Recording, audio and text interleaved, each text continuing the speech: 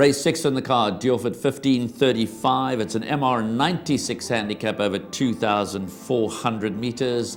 Byron Foster, on behalf of Andre Nel, saddles number 1 Ansa Lazio, who makes his KZN debut off the back of some very decent, consistent form in the Western Cape.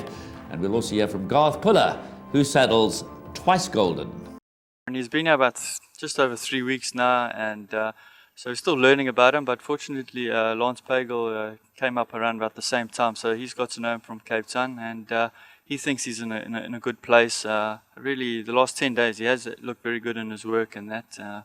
So we're expecting, look, obviously a small question about the trip. You know, Cape Town, sometimes the pace is a lot different to ours, so there's maybe a question mark about the trip. But his first time he's carried a low weight, like you said, for a long time, so he'll probably appreciate that. Obviously, there's some nice horses in the race. Matterhorn is improving. Some other well-accomplished horses. Flickerty by far wealthy. We've got to respect those. But I think he'll be in the first 4. I must be honest, distance suited, grass suited, but he's a horse that does prefer Pietermaritzburg. He likes Scottsville. He's never really put his best foot forward at Greyville. I'm hoping for a nice run. He's lightly weighted, but the race is very competitive. I think that the horse of Alison Wright's got that come-along look. He looks like a horse going through the divisions. Right, well, there we heard from Byron Foster and Garth Puller as to what they're expecting, but they've all got to beat number 3, Matterhorn. He's a progressive, exciting 4-year-old son of Marchfield. He comes up against 7 rivals. We've already had one scratching, number 2, Flickerty by far, so only 8 runners carded to face the starter. And Warren, for me, this is a race I'm really looking forward to, because he looks an exciting stayer in the making. He's won his last 2, he's won them emphatically, Matterhorn, and he should win again. He's possibly the closest thing to a banker on this card. Yes, I agree with you, and here is where, because we know in racing there's no hard and fast rule about studying form, but here you go back to Matterhorn, fell over the line to beat Frankie Two Shoes in the maidens, and I, for one, thought, oh, here we go, this horse might just battle. Frankie Two Shoes has since gone to PE and is boxing along there. But his post-maiden form, barring that one run to African Sunrise, when he just never shone on that occasion, is good. So the point I'm trying to make is that I think he's a good horse. He's got talent, he's got gears, he's better than that maiden form, clearly.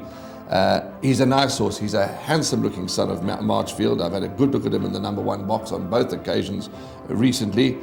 And yes, I think he's the real deal. As you and I were saying, no doubt of the horses with the Durban, with the KZN form, he's got them stone cold, I would say. Well, I'd like to believe that. Yes. And the only reason I've included number 1 Ansa Lazio in my play as far as the bipots, the pick sixes, jackpots are concerned, is that obviously it's difficult to compare the kind of form from the Western Cape over staying distances directly with the form here in KZN. So I think Matterhorn's got his KZN rivals held because I think he's that progressive. But I have healthy respect for number 1 Ansa Lazio. He's only got 52.5 in his back, so over 2,400 meters, he's receiving 4.5 kilograms from Matterhorn. That's a significant amount of weight. Keegan de Mello continues to ride well. He'll give him a peach of a ride. We're not sure what the pace is going to be. 8 runners, it could be pedestrian. I'm not sure who's going to go out there and make it.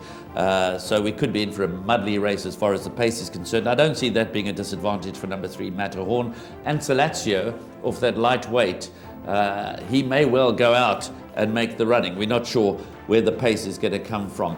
I guess there are potential upsets. The Bayou has the pedigree to appreciate this distance. He could show sudden improvement, stepping over 2,400 meters for the first time in his career.